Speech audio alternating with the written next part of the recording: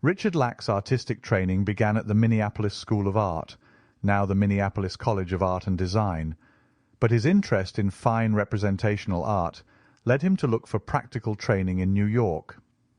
While copying in the Metropolitan Museum of Art, he met Robert Cumming, a student who was studying with Boston artist R. H. Ives Gammell. It was, in 1946, Gammell had written Twilight of Painting, an educated and insightful analysis of artistic education and trends in the first half of the 20th century. At Cumming's advice, Lack went to Boston and was interviewed by Gammell. Based on the quality of the drawings Richard Lack did of horses at the police station stables in New York, Gammell admitted him into his small private atelier. Gammell had studied with Boston artist William McGregor Paxton, who had studied in Paris with Jean-Léon Gérôme. Gammell's teaching combined the drawing and form of the 19th century academic tradition with the colour and atmosphere of the Boston Impressionists. Lack studied with Mr. Gammell in the Fenway Studios from 1950 to 1956. In 1951, Lack's training was interrupted for 2 years of service in the U.S. Army, where he was deployed in the Korean War as an intelligence specialist.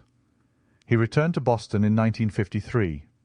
While studying at Gammell's summer studio in Provincetown, Lack met Catherine Viatoris. Catherine was born in Budapest, Hungary, and her family emigrated to the United States in 1950.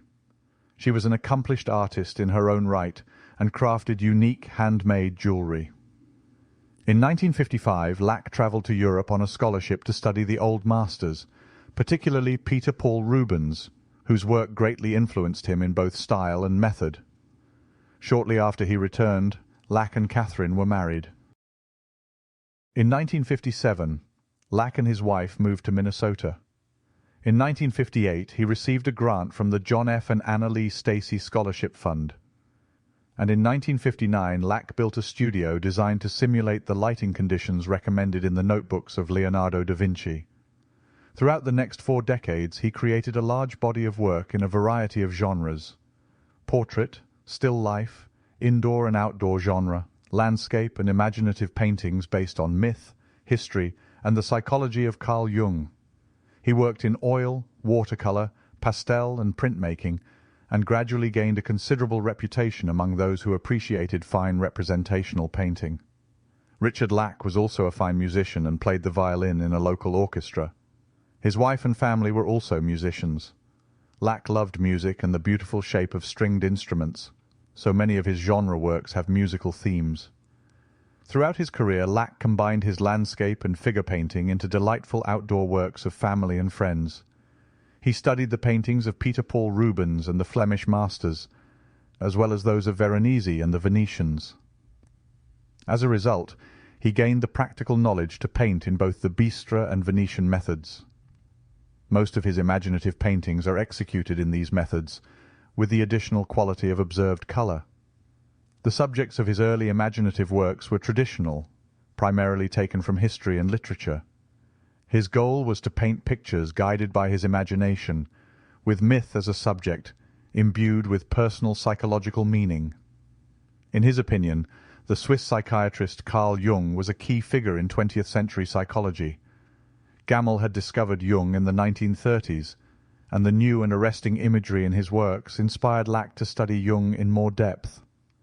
Lack's studies of Jung became a key that unlocked new possibilities of subject matter and images that could be used in my art.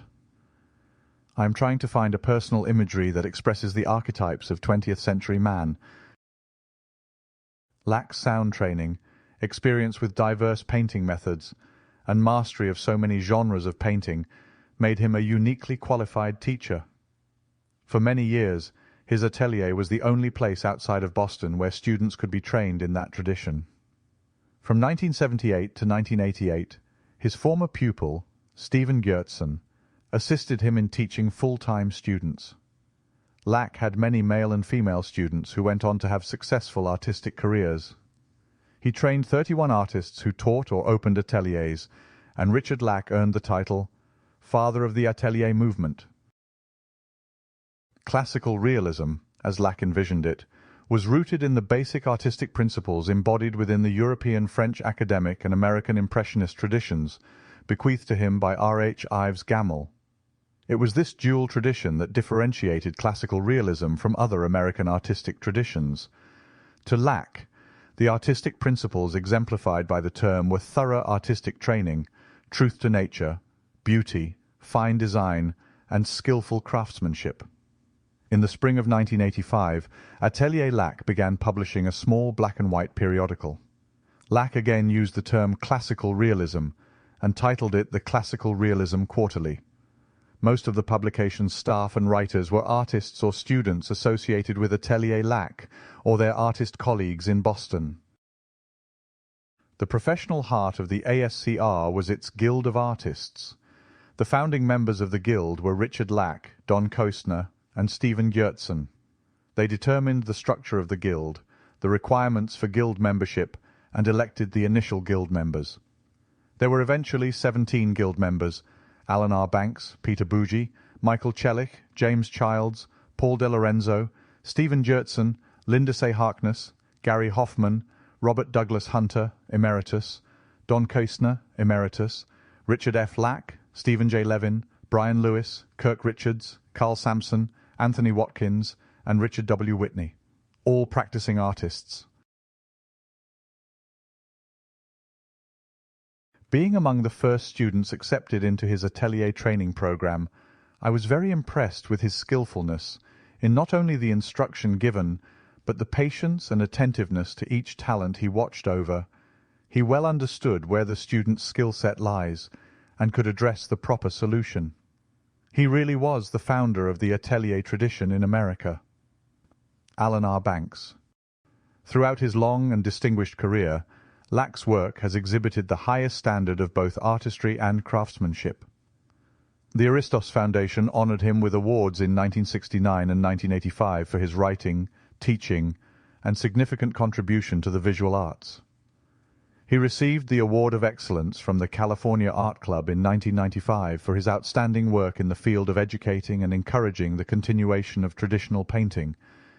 During his career, Richard Lack exhibited in 87 solo and group exhibitions throughout the United States, including the Academic Dialogue at the Minneapolis Institute of Arts, a solo exhibition at Heritage Art Gallery, Alexandria, Virginia, and Beauty, a Rebirth of Relevance, at the Newington Cropsey Foundation in New York.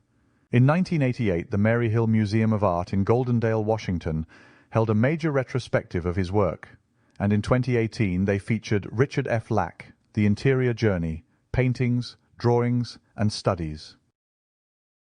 He truly was one of the most important and distinguished artists of the last half of the 20th century.